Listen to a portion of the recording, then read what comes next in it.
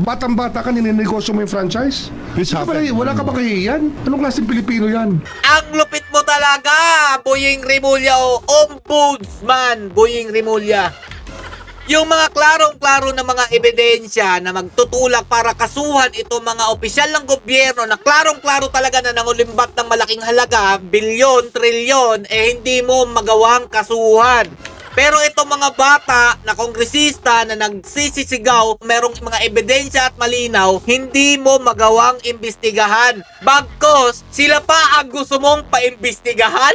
So paano yan, Boyong Rimulya? Sumagot si Congressman Libiste. Dito nga po sa sinasabi nyong ninenegosyo po ang franchise. Ito po ha mga lodi, papakita ko sa inyo ha. Post po ito ng MGen mga idol ng Meralco. Press release. Pasig City, Philippines, January 11, 2026. Totoo ba kayong anti-corruption? Kasi kung totoo kayong anti-corruption, dapat itong mga isinisiwalat ng mga kongresistang batang ito ay inyong tinututukan. Yan ang inyong trabaho, Boying Rimulya. Dapat sa inyo yan applicable yung salitang sinabi mo eh. Wala kayong kahihiyan. Anong klaseng Pilipino kayo? Dahil kung sino pa yung nagmamalasakit sa ating bansa para tukuyin kung sino yung leader ng malawakang korupsyon na nangyayari sa ating bansa, ay sila pa yung pinapatahimik ninyo.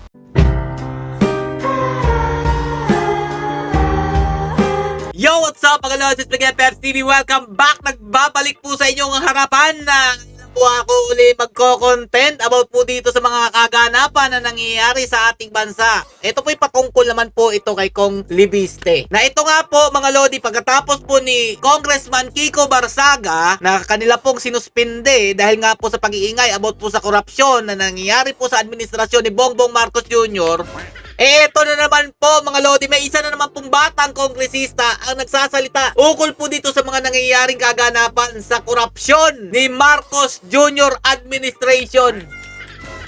Ang lupit mo talaga, Boying Rimulya o Ombudsman Boying Rimulya. Yung mga klarong-klaro na mga ebidensya na magtutulak para kasuhan itong mga opisyal ng gobyerno na klarong-klaro talaga na nangulimbat ng malaking halaga, bilyon, trilyon, hindi mo magawang kasuhan. Pero itong mga bata na kongresista na nagsisisigaw, merong mga ebidensya at malinaw, hindi mo magawang imbestigahan. Bagkos, sila pa ang gusto mong paimbestigahan? Ang lupit naman talaga ni Ombudsman. O eto mga lodi ha, kasi sabi niya dito mga lodi, batang-bata ka, nininegosyo mo ang franchise, wala ka bang kahihiyan? Anong klaseng Pilipino yan? Ito po'y patungkol sa isang negosyo daw po, di umano, ni Congressman Libiste na binibenta daw po niya ito ang share na hindi daw po pinahintulutan ng gobyerno. Sumagot na po si Congressman Libiste about dito sa paratang ni Boying Rimulya. Ang hirap kasi sa'yo, Boying Rimulya, inuuna mo yung dakdak sa social media, pero hindi ka muna nag-iimbestiga kung tama ba yung impormasyon na binibigay sa'yo ng iyong taga-siyasat. Dalawang beses na yan nangyari mga lodi at napahiya nga po ito nung unang beses, ngayon dinagdagan na naman niya. Brinodcast agad, hindi pa napapatunayan, at eto nga po mga lodi, sumagot po si Congressman Libiste. Para po maliwanagan kayo, eto, pakinggan nyo at panoorin muna bakit po nagkakandalaite ito si Boying Rimulya na gustong imbestigahan ito si Congressman Libiste. Ako yung mahirap na kalaban sa aking mga binabangga dahil nag-divest na ako bago pumasok sa politika. For example, kung meron kang operating business, pwedeng targetan yung business mo. O baka hindi ka na lang magsasalita para hindi matarget yung business mo. Pero the fact na binenta ko na yung business ko, tapos yung kinita ko, ipinamimigay ko naman, at hindi ko kailangan kumita pa, wala silang mahanap na leverage sa akin. Kaya siguro, ako'y malayang magsalita. Dito pa lang dapat nag-imbestiga ka na dahil inilathala na ni Congressman Libiste na ito nga po mga negosyong ito, binenta na niya bago po siya magsalita sa social media. Doon pa lang nakikita mo nang hindi nag-iisip bago magsalita no? O ito yung sinabi ni Boying Rimulya mga idol. Batang-bata ka, nininegosyo mo yung franchise? This happened. Wala ka ba kahihiyan? Anong klaseng Pilipino yan? Maanghang ang tirada ni Ombudsman Jesus Crispin Rimulya kay Batangas 1st District Representative Leandro Leviste. Sa kanyang radio program kanina umaga, sabi ni Rimulya, iniimbestigahan na ang anyay pagbenta at paglipat ni Leviste sa prangkisa na nakuha ng kumpanya nito sa sektor ng solar energy na hindi anya inaprubahan ng Kongreso. Iniimbestigahan agad mga idol. Palakpakan natin si Boying Rimulya mga idol dahil ang bilis po niya magpaimbestiga kahit hindi naman po niya kumpirmado kung totoo po ba yung dumating sa kanyang balita. So paano yan, Boying Rimulya? Sumagot si Congressman Libiste dito nga po sa sinasabi niyong ninenegosyo po ang franchise. Ito po ha mga lodi, papakita ko sa inyo ha. Post po ito ni Congressman Legarda Libiste. From Meralco Power Gen Corporation, MGen did not acquire any shares in SPBC which was awarded congressional franchise through Republic Act 11357. Moreover, MGen is not privy to any transaction of SPBC. In addition, SPNex business operations are not dependent on the franchise mentioned. We hope this clarifies issues and lays to rest this information coming out especially in social media, said Attorney Chester Guadiano, MGen Head of Sustainability Corporation Communication and External Affairs. Post po ito ng MGen mga idol ng Meralco. Press release. Pasig City, Philippines, January 11, 2026. Ayan po mga idol. Ang katibayan na ito si Boying Rimulya o si Ombudsman na hindi naman dapat maging ombudsman.